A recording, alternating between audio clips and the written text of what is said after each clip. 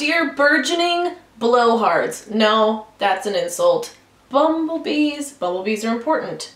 Burgeoning bumblebees. Welcome to my March favorites video. I think we should all just take a moment to acknowledge how super on time this video is. We are in the end of March and I'm posting it, whereas normally my favorites videos are like somewhere in the middle of the next month. So anyway, let's dive right in. First of all, I am late to the game, both literally and in the sense of not being like hip on the trends when they first emerge much of the time. And one very good example of this is my first favorite, which is the television series Broad City. People have been telling me to watch Broad City for like 4 years now because they have released the 4th season. And it was one of those things where I take TV watching really seriously. In fact, if you ever interacting with me in the human world plane of existence, and we watch TV together, and it's something you haven't seen, and you're like looking at your phone or kind of doing something else, just know that even though I'll seem calm inside, there's a swirling storm of rage because I'm like, you have to pay attention to really get this. The point is, I take TV seriously.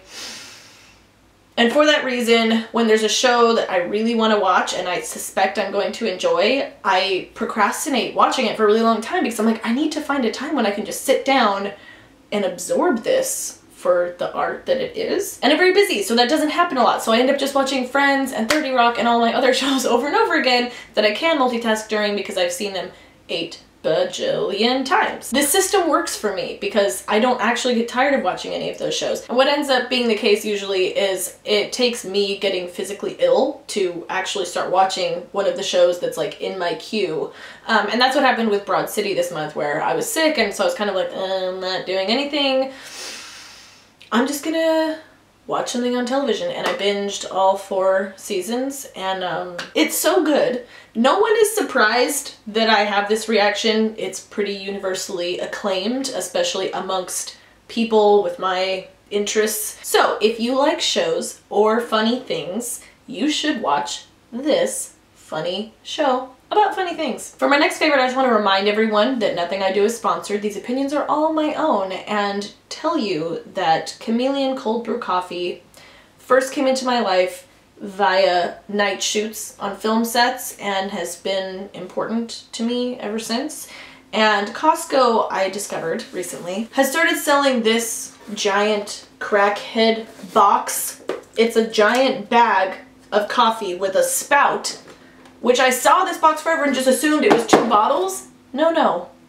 It's a giant box. It's like a wine box bag of coffee, and it's important to know that. It's important to know about and to have. A little behind the scenes tip, I am drinking it in a cup like this with creamer and straw in virtually every single one of my YouTube videos in between takes.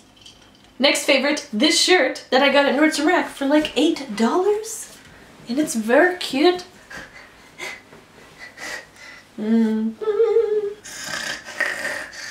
Ooh, it's very pretty. Anyway, it's very cute and I love it, and it meets all of the criteria for me with shirts in that it hides both my stomach bulge and nips so I don't have to wear a bra. It's like all I'm looking for here. I have 2 food restaurant favorites, one regular and one dessert. Dessert first! That's fun. My cousin introduced me to Stick With Me sweets, and I almost wish that she hadn't because it's very expensive, but also some of the best chocolate I've ever had, and it is definitely the prettiest chocolate I've ever had. I have their Instagram pulled up. I don't know if you'll really be able to see. Can you see if I do this? These are their like Easter chocolate eggs that they have right now.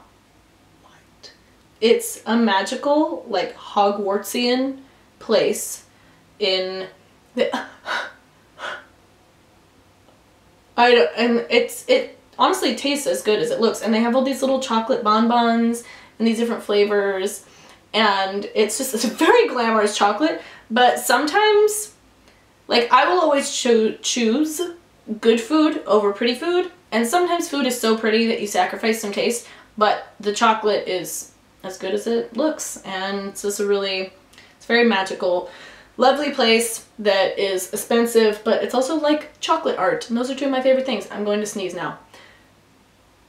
And for regular food, I love me some Benemon. If you're in New York, definitely go there. I've been a few times. Everything is delicious. I extra love the nanbondan. That's my favorite thing. The restaurant is Japanese comfort food, and it's just super good. It's not crazy expensive. Ambiance is nice. Highly recommend. Alright, that is it for my favorites from the month of March. Let me know what your favorites were in the comments. Did we have any of the same favorites? I bet you also like Broad City, and I bet you've already liked it since before this month, because you're probably much cooler than I am just going off of statistics. Don't forget to follow me on Snapchat, Instagram, and Twitter at Kiki Makeup, and subscribe to this channel.